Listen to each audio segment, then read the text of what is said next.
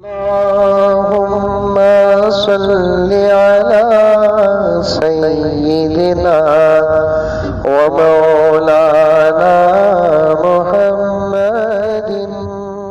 دین ہے صاحب، یہ دین ہے.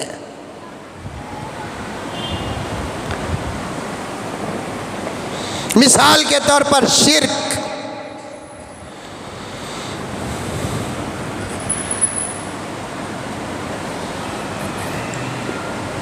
سب سے بڑا کبیرہ گناہ.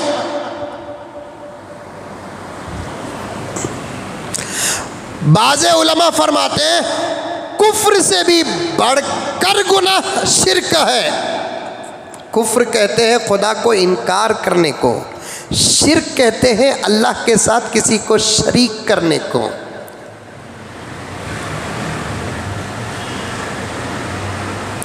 اب سوال پیدا ہوتا ہے حضرت، انکار کرنے پر زیادہ غصہ آنا کہ شرک کرنے پر زیادہ غصہ آنا؟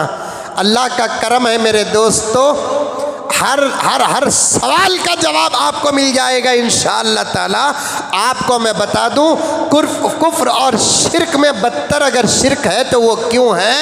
اگر کوئی شوہر کی بیوی اپنے شوہر کو چھوڑ کر چلے جاتی ہے،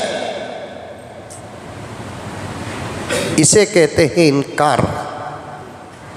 اگر کسی شوہر کی بیوی شوہر کے ساتھ کسی سے رشتہ جوڑتی ہے اسے کہتے ہیں شرک.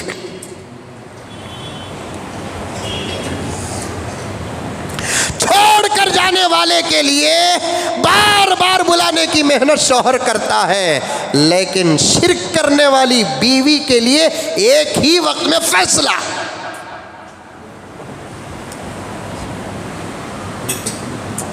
بات صحیح ہے کہ غلط ہے؟ نہیں رہتی حضرت میں ان کے ساتھ، سمجھاؤ حضرت. الگ کا تو رہتوں حضرت، رائٹ حضرت. روزانہ 200 روپے دیے تو رہتوں حضرت، دیتوں حضرت. اگر کوئی بیوی بولتی ہے ان کے ساتھ میں ان کے ساتھ بھی رہوں گی، لات مارو حضرت. جب انسان کی طبیعت ہی شرک کو نہیں پسند کرتی، وہ ذات جس کی صفت ہی تنہا ہے وہ شرک کو کیسے پسند کرے گی؟ لیسا کمثلہ شیء.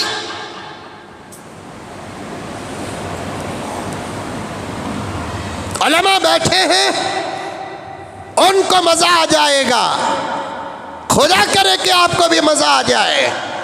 اللہ نے کیا فرمایا؟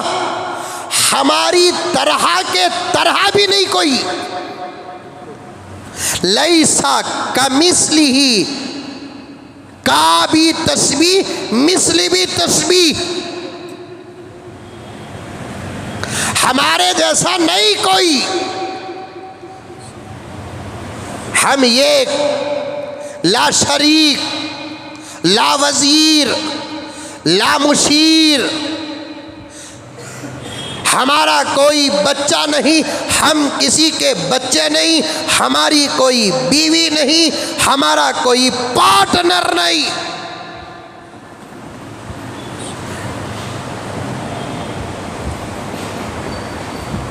شرک بہت بڑا گناہ.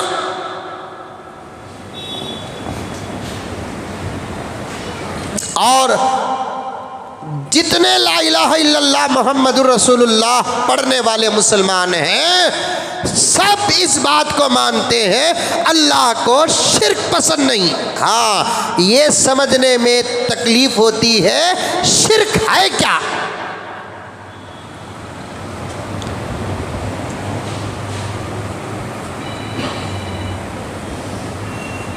میں اگر سمجھانے کے لیے نام لینا چاہوں تو لینے کی مجھے اجازت بھی ہے.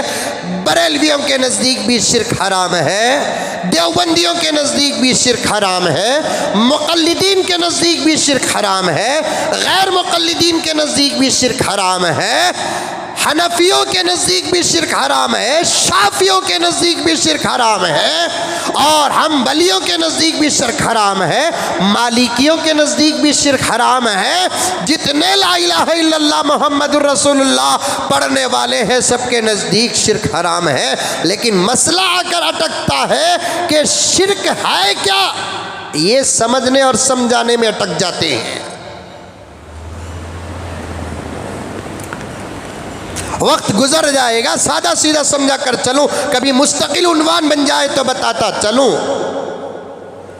جن باتوں سے ہم اللہ کو چاہتے اور مانتے ہیں، اور جو کام ہم اللہ کے لیے خاص طور پر کرتے ہیں، عقیدتاً یا افعالاً، عقیدے کے ساتھ یا کام اور انداز نقل و حرکت کے ساتھ، وہ کام اللہ کے علاوہ کسی اور کے ساتھ اگر کرتے ہیں تو اسی کو شرک کہتے ہیں۔ ایک سادہ سیدھا سمجھ آپ کے سامنے پیش کر دیا۔ سجدہ جو صرف اللہ کے لیے ہے، یہی کام کسی اور کو کرتے ہیں تو یہی شرک ہے۔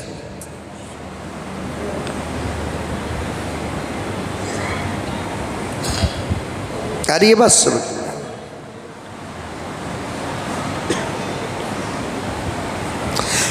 کسی کے نفع اور نقصان پہنچانے کا ڈر، وہ تو اللہ کے ساتھ ہے۔ نفع کا مالک اور نقصان کا مالک اللہ ہے، اور اگر اللہ کے علاوہ کسی کے بارے میں ہم سمجھتے ہیں کہ یہ ہماری تقدیر اور ہماری زندگی کے نفع اور نقصان کا مالک ہے، یہی شرک ہے۔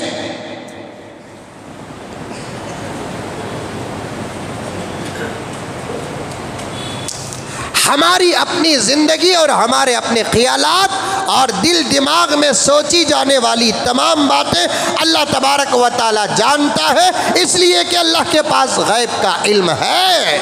اور یہی تصور اگر اللہ کے علاوہ کسی اور کے بارے میں سوچتے ہیں، اس کے پاس بھی غیب کا علم ہے، تو یہی شرک ہے۔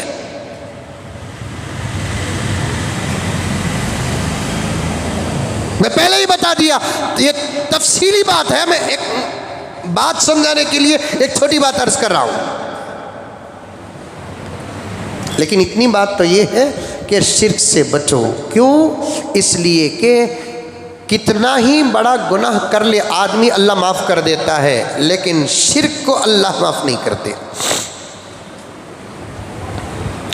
ان اللہ لا یغفر ان یشرک بہ ویغفر ما دون ذلک لمن یشاء۔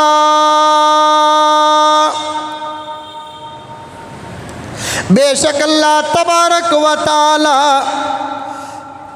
لا یغفر، ہرگز معاف نہیں کریں گے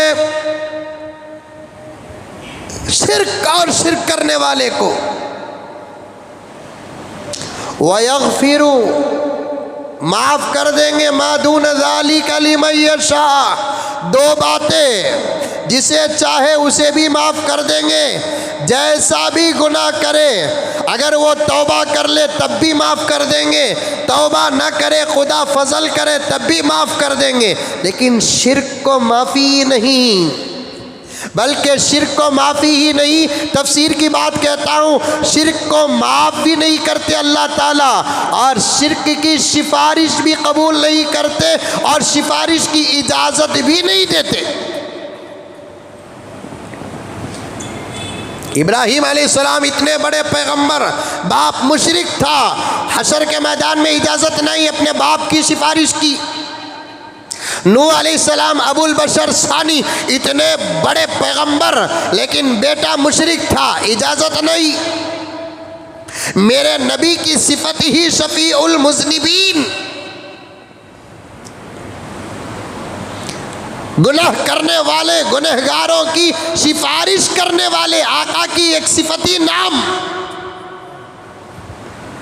لیکن سگا چچا ابو طالب مشرک تھے، اجازت نہیں، پوری امت کی سفارش کرو پیغمبر ہم معاف کر دیں گے، لیکن چچا کی سفارش بھی کرنے کی اجازت نہیں۔